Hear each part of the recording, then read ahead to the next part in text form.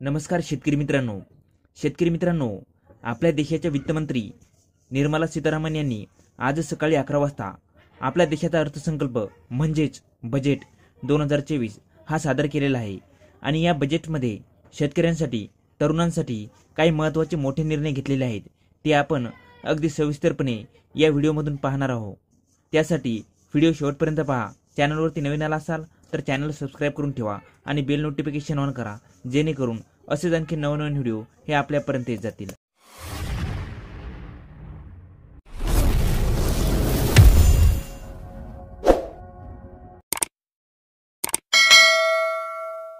चला तर शेतकरी मित्रांनो, आपल्या देशाचे वित्तमंत्री म्हणजेच निर्मला सीतारामन यांनी शेतकऱ्यांसाठी व तरुणांसाठी नेमके कोणकोणते महत्त्वाचे निर्णय असे घेतलेले आहेत ते आपण आता पाहूया। त्याआधी शेतकरी मित्रांनो, नेमका अर्थसंकल्प म्हणजेच बजेट म्हणजे काय, ते काय असतं ते अगदी सविस्तरपणे पाहूया। शेतकरी मित्रांनो, आपल्या सर्वांच्या आयुष्यात अर्थसंकल्प म्हणजे बजेट खूप महत्त्वाचा असतो। घर खर्च चालवायचा असो किंवा खरेदीसाठी बाहेर फिरायला जाण्यापासून ते दैनंदिन गरजा पूर्ण करण्याच्या असतील तर सर्वात आधी आपण बजेटचा विचार करतो आणि नंतर पैसे कसे खर्च करायचे ते ठरवतो। तसेच देश चालवायचा मुद्दा असेल तर बजेट या शब्दाचा अर्थ अधिक व्यापक होतो। देशातील सामान्य माणसापासून ते श्रीमंत माणसापर्यंत, तसेच लहान मोठे उद्योग, शेतकरी अशा प्रत्येकावर आर्थिक बजेटचा खूप प्रभाव पडतो। अशा परिस्थितीत अर्थसंकल्पाबाबत प्रत्येक व्यक्तीला माहिती असणे खूप आवश्यक असते।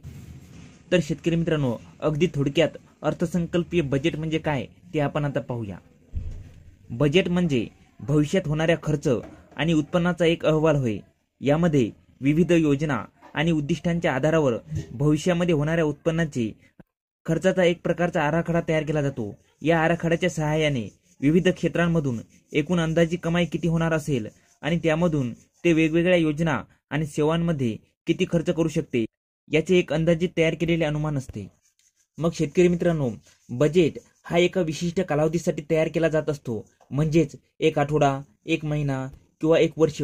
आणि तसेच हा बजेट एका दिवसाचा पण असू शकतो, जसे लग्नाचे बजेट, पार्टीचे बजेट, घरांचे बजेट इत्यादी।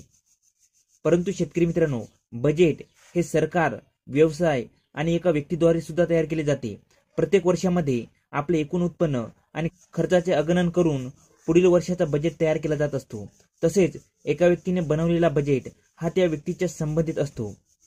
त्याचप्रमाणे व्यावसायिक संस्था बजेट तयार करतात, ते सुद्धा त्या संस्थेचा किंवा व्यवसायाचा उत्पन्न आणि खर्च लक्षात घेऊन तयार करतात। आणि शेतकरी मित्रांनो, जेव्हा सरकारचा बजेट तयार होत असतो तेव्हा या बजेटकडे सर्व लोकांचे लक्ष लागलेले असते, कारण हा बजेट सर्व देशाचा असतो। यामध्ये विविध प्रकारचे उद्दिष्ट, नवनवीन योजना याबद्दलची माहिती मिळते। तसेच हा गव्हर्नमेंट बजेट दरवर्षी 1 फेब्रुवारी या तारखेला असतो आणि आपल्या देशाचे अर्थमंत्री हा बजेट सादर करत असतात।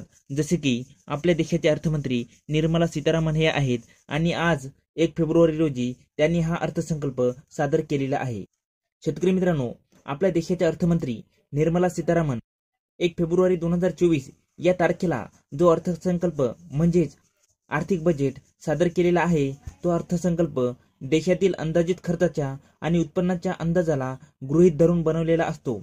हा बजेट 1 एप्रिल 2024 ते 31 मार्च 2025 या आर्थिक वर्षासाठी लागू होईल, म्हणून त्याला बजेट 2024-25 असं संबोधले जाते। तर शेतकरी मित्रांनो, अगदी महत्त्वाचा मुद्दा म्हणजे आजच्या या बजेटमधून शेतकऱ्यांना व तरुणांसाठी कोणते मोठे निर्णय घेतलेले आहेत ते आता अगदी सविस्तरपणे पाहूया।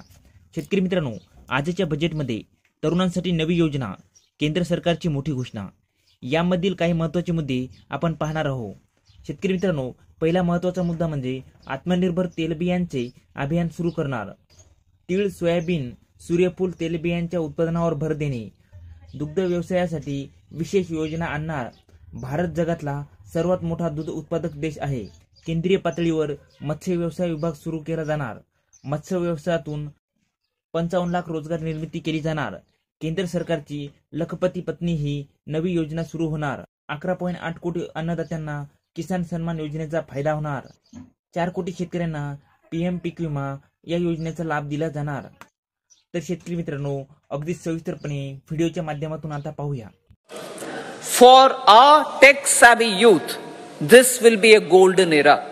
a corpus of 1 lakh crore rupees will be established with 50-year interest-free loan provided.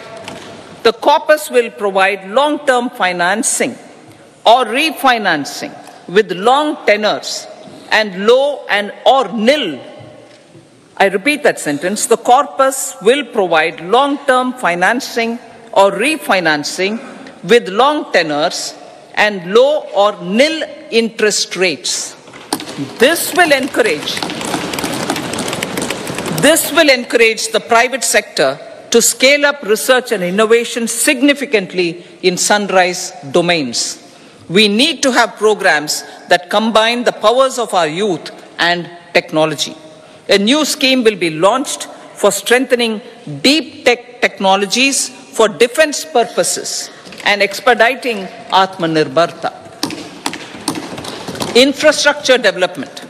Building on the massive tripling of the capital expenditure outlay in the past 4 years, resulting in huge multiplier impact on economic growth and employment creation, the outlay for the next year is being increased by 11.1% to 11,111 crore rupees.